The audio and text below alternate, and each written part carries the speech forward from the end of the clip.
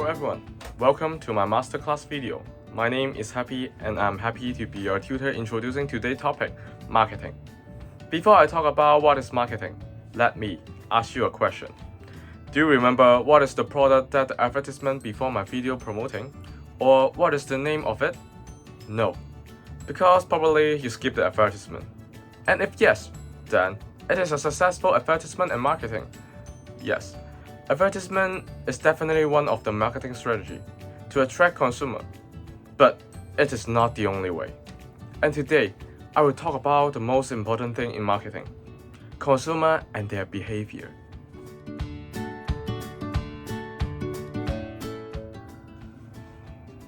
Why consumers? In the market, there are demand and supply, and without the demand of consumer, product will not be sold.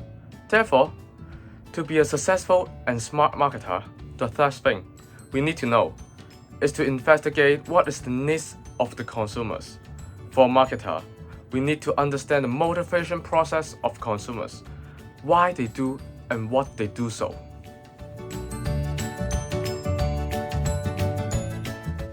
Ever since we were little, our parents always teach us to distinguish the difference between needs and wants. But do you know what is the difference in marketing words? Need is a discrepancy between present state and the ideal state, which is the status of deprivation. There are three stages of deprivation. Physical, which are food, clothing, and safety. Second state is social, which is belonging and affection.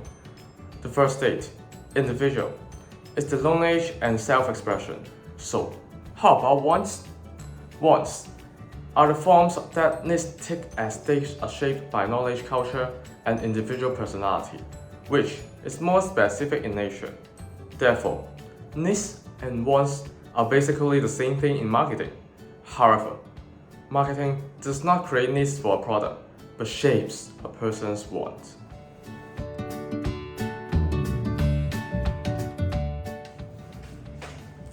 So, how marketers will shape consumers' wants? The first way is to catch the attention of the consumers by stimulating their sensory systems. Marketers try to produce their products with a high response to sensation. That is the immediate response of our five sensory receptors, which is eyes, ears, nose, mouth, and our fingers, to basic stimuli such as color, sound, odors, taste, and textures. After consumers have received the stimuli and they will store it. However, people only process a small amount of information available to them, and even a smaller amount is attended to and given meaning. Consumer behavior is influenced by his or her perception about the situation. Marketers rely heavily on visual elements in advertising, store design, and packaging because they can easily attract notice. Meanings are communicated on the visual channel through a product's color, size, and styling. And some colors may influence our emotion more directly. For example, blue gives us relaxation and red gives us excitement. Saturated color like green and yellow are considered the best to capture attention, just like this. However, do not overdo it. Extensive use of them can overwhelm people and cause visual fatigue. For the smell, odors can stir emotion or create a claiming feeling. We can see smell using in scents, clothes, and household products. For the hearing, advertising jingles create brand awareness like the donkey song, music. Don don don donkey, don don donkey. And now, try to close your eye and imagine that you are in a donkey. See? It really works. Background music creates desired moods, which soft music usually make people sad and cry.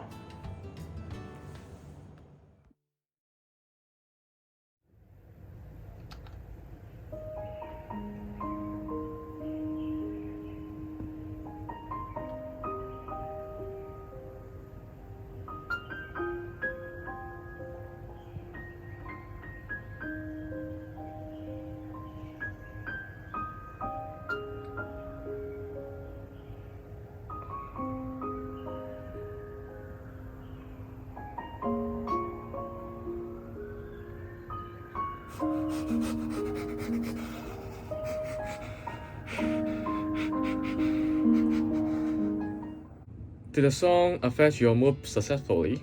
I think probably yes, right? As you can see, the power of a background music is huge and it can bring a great impact to your life. Some research has been done to find out that people associate texture of fabrics and other surface product quality like whether a clothing is rough or smooth.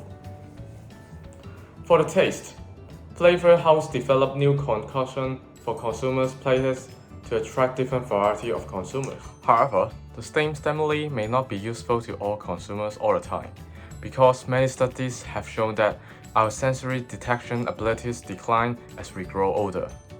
What does it mean? Just see the following clip and you will know it. Hey sir, this is our newest model of mobile phone. It must be suitable for you. I'm sorry, but can you speak lower and louder? I can't hear clearly. Also, the poster word is too small. I can't read it. Print advertisement aimed at an older audience could use larger type. Radio and television ads would decrease the pace of information presented and slightly increase the volume to allow older recipients more fully process the information.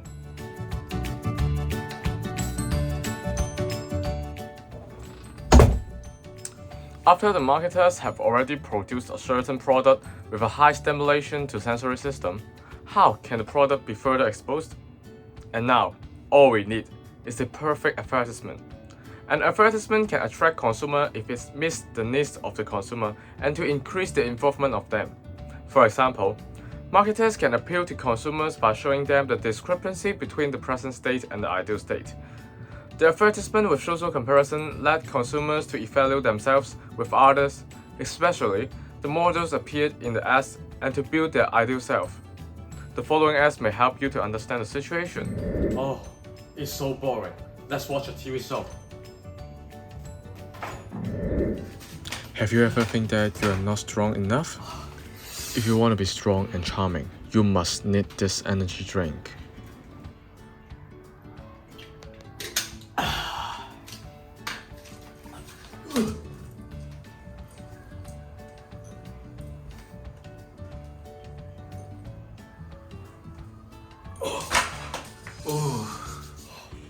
Want to be outstanding among others? You need our drinks to become powerful to draw the attention of the girls. So powerful and so beautiful. Oh my god, the energy drink is so powerful.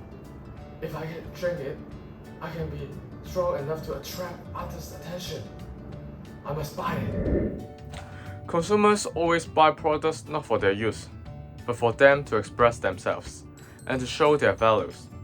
Consumers demonstrate consistency between their values and the things they buy.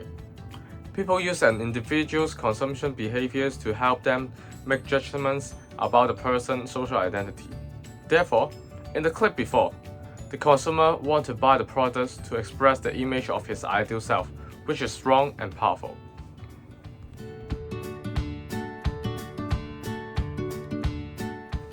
However, advertisement usually only appeals to those consumers with low involvement. They do not like to think. They always pay attention to those creative ads, designs, and the attractiveness of the models. They care less about the product's function, even what the product is. But they focus on the appearance of the product. This type of people can be concluded as emotional people. For high involvement consumers, advertisements cannot affect their choice on products. High involvement people like to process information, which means they like to examine the message in the advertisements. So, they will pay more attention to the key messages, which means that the product rather than the attractiveness of those beautiful and sexy models. All in all, they can be simply concluded as rational people. Apart from level of involvement, the need of cognition of consumer also affects their response towards different advertisements a lot. So, what is NFC? NFC is the tendency of an individual to engage and enjoy thinking. High NFC consumer will prefer complex rather than simple problems. They like to have the responsibility of handling a situation that requires a lot of thinking and usually end up deliberating about issues, even when they do not affect them personally. On the other hand, for low NFC consumers, thinking is not their idea of fun.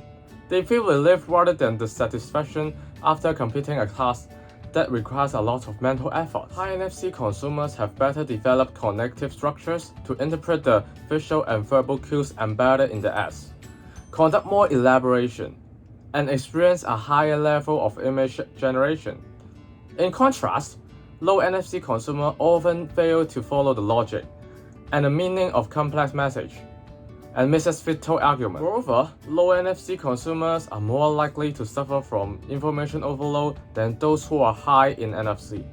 High NFC consumers are intrinsically motivated and able to undertake effortful processing of messages, whereas that's not the case for the low NFC consumers. Other than that, do you know that gender also affects the advertising processing? Men are more likely to be driven by overall message themes, while women are more likely to engage in detailed elaboration of the message content. Also, men is a selective processors. They will base their judgment on a select subset of all available information, while women are comprehensive processors. They attempt to digest all available information before rendering their judgment.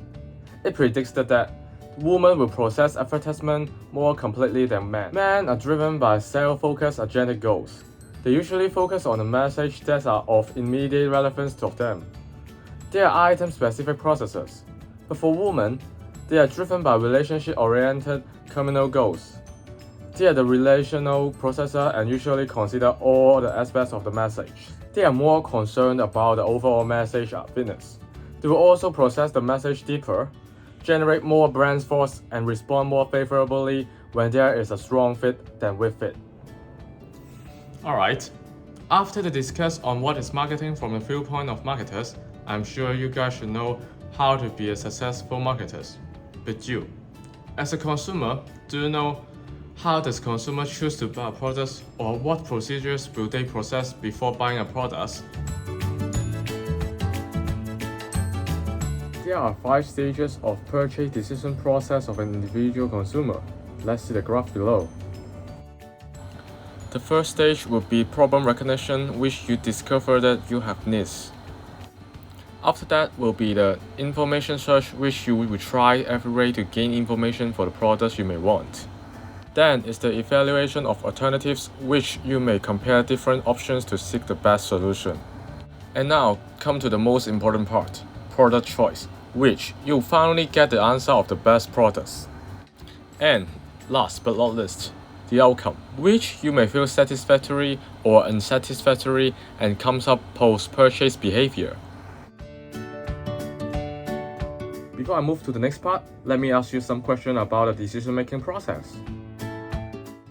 Okay, if you bought an expensive hamburger and you find out that it tastes terrible with disgusting texture, will you still eat it? Probably yes, because you don't want to waste your money, right? However, will you still eat the hamburger if it is bought by your friends? I think the answer is clearly no. Why we will have such action? It is because people are reluctant to waste something we have paid for, which we generally call sunk cost fallacy.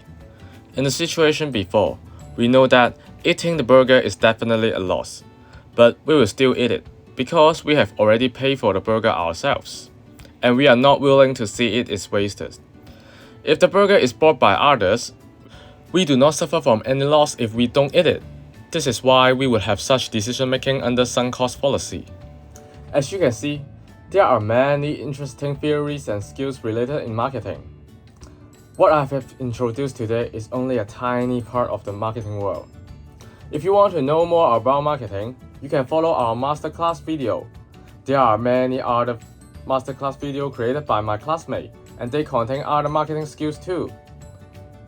Hope you can enjoy my video and learn how to be a smart marketer. You may be the best marketer in the future. Leave your comment below and please like my video if you enjoyed it. And see you next time!